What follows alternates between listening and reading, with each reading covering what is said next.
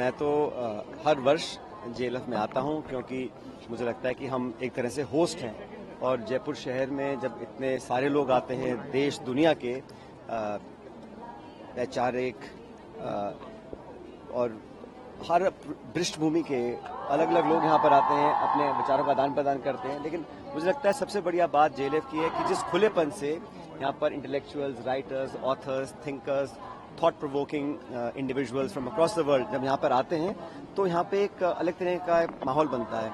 और क्योंकि ये जयपुर में होता है, हम लोगों के लिए बहुत खुशी की बात है कि यहाँ हम लोगों को एज होस्ट उनको यहाँ रिसीव कर सकते हैं और खासकर यंग लोगों को, क्योंकि जितना ज़्यादा हम उन विचारों को सुने जो हमसे मिलते नहीं हैं, सहमति ना बने लेकिन संवाद हो, चर्चा हो और दुनिया में क्या हो रहा है उसके बारे में इस जेएलएफ से बहुत कुछ समझने को, सीखने को मिलता है। तो सामाजिक, राजनीतिक जो चेंजेस आ रहे हैं उस सब पर अच्छे खुले माहौल में चर्चा होती है।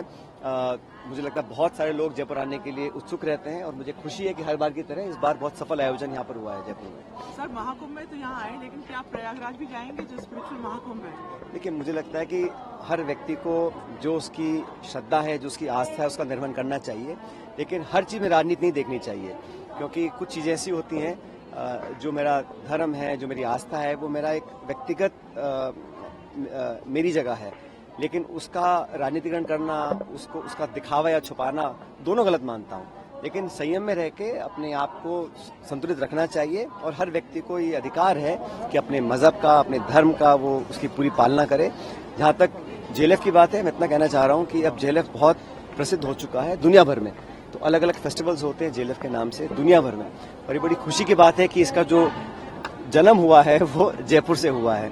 और मैं भी बता रहा था आयोजकों को कि लोग बहुत आ रहे हैं इस बार, लेकिन कहीं ना कहीं हम सब लोगों को मिलकर इसको और ज्यादा व्यापक बनाने की जरूरत है। उसमें शहर के लोग हों, आयोजक हों, सरकार हो, हम सब लोग हों, क्योंकि ये एक बड़ा हमारे लिए एक इश्यू ऑफ प्राइड कि यहाँ पर इतने अच्छे तरीके से इतने सारे लोग और हर पृष्ठभूमि में, साइंस में, टेक्नोलॉजी में, क्रिएटिव राइटिंग में हिस्टोरियंस, एकेडमिशियंस, कुछ पॉलिटिशियंस भी यहाँ आते हैं और कभी कभी खट्टी मीठी बहसें भी होती हैं। ये सब हमारे लोकतंत्र, हमारे गणतंत्र, हमारे खुले माहौल में चर्चा संवाद करने का जो हमारी एक बहुत पुरानी परंपरा है उसको आगे बढ़ाने का काम करते हैं।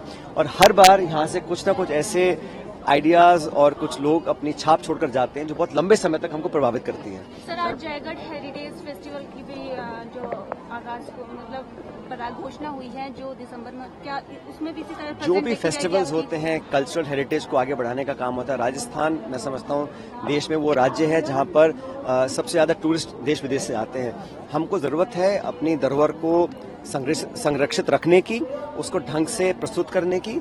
और दुनिया बहुत कम देश हैं जहाँ पे राजस्थान जैसा इतिहास, संस्कृति, कल्चर लोगों को मिलेगा। तो जो भी फेस्टिवल आयोजन होते हैं उससे लोगों को बढ़ावा मिले, पर्यटन का और इजाफा हो, लोगों को एम्प्लॉयमेंट मिले और अपनी मेहमान नवाजी के लिए राजस्थान और राजस्थान के लोग बहुत जाने जाते हैं, तो उसका हमें पूरा उपयोग करना चाहिए। कल बजट आ रहा है, क्या उम्मीदें हैं आपकी सरकार से, क्योंकि पिछले 10-11 बजट तो आपने देख लिए। मैंने पहले भी कहा था सदन के अंदर, कल केंद्र सरकार का बजट है और राजस्थान की कहीं ना कहीं अनदेखी होती है।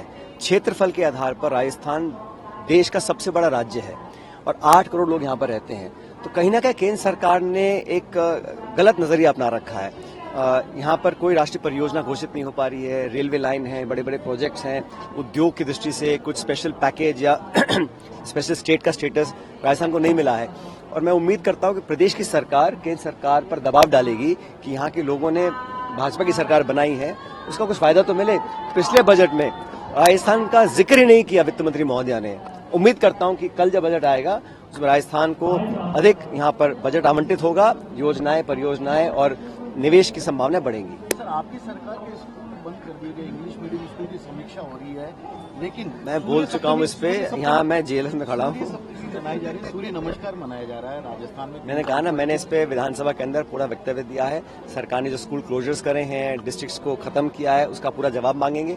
सदन के बटन पर सरकार भाग नहीं सकती। विपक्ष के नाते हमारी जिम्मेदारी बनती है पब्लिक की मैंडेट को हम आगे लेकर जाएं, एक अच्छे माहौल में चर्चा हो। मैंने आज भी आग्रह किया स्पीकर महोदय से कि वो संरक्षक है प्रत्येक विधायक के, वो किसी पक्ष के नहीं है। तो अच्छे माहौल में चर्चा हो, सवालों का जवाब मिले, डिस्कशंस हो और पब्लिक जो चाहती है उसके अनुरूप जवाब सरकार और मंत्री दे, ये हम सबकी उम्मीद है।